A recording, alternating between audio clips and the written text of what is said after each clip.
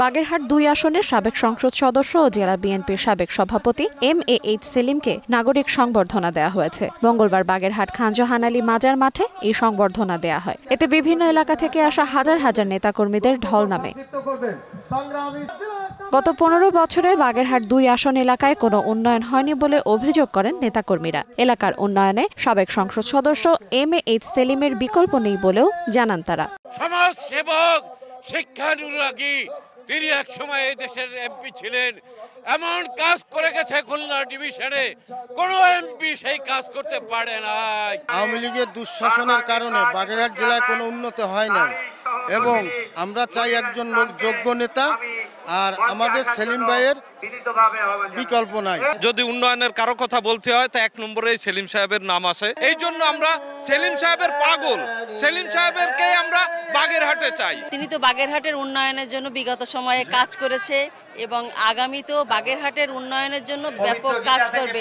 এটাই বাগেরহাটের মানুষের প্রত্যাশার জায়গাটা। নারীদের নিরাপত্তা সেলিম ভাই, গের বাড়ির নিরাপত্তা সেলিম ভাই, রাস্তাঘাটের উন্নয়ন সেলিম ভাই, হিন্দু মুসলিম ভাইদের নিরাপত্তা সেলিম ভাই, আমরা তাকেই চাই। মেডিকেল কলেজ, মাজেদা বেগম কৃষি প্রযুক্তি কলেজকে বিশ্ববিদ্যালয়ে রূপান্তর করা সহ নানা উন্নয়ন পরিকল্পনার কথা জানান সাবেক সংসদ সদস্য MAH সেলিম। মুখের কথা কি উন্নয়ন করব এটা এখন যদি আমি বলি তাহলে এটা আমার বলা ভুল হবে, কারণ আমি যখনই জনপ্রতিনিধি হব তখন আমি প্রতিটা ইউনিয়নে গ্রামে যাব, গ্রামে গিয়ে দেখব কার কি প্রয়োজন, কোথায় একটা রাস্তা দরকার, কোথায় একটা ব্রিজ দরকার, কোনটা হলে সাধারণ মানুষের উপকারে আসবে।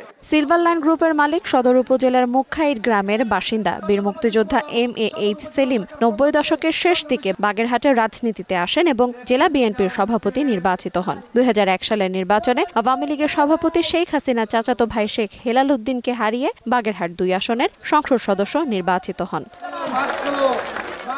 দীর্ঘ ১.৫ যুগ পর নিজ এলাকায় সংবর্ধিত হলেন MAH সেলিম। এদিন বৈষম্য বিরোধী ছাত্র আন্দোলনে বাগেরহাটে নিহত ৬ শহীদ পরিবারকে ১ লাখ টাকা করে দেওয়ার ঘোষণা দেন সাবেক সংসদ সদস্য MAH সেলিম। সময় সংবাদ, বাগেরহাট।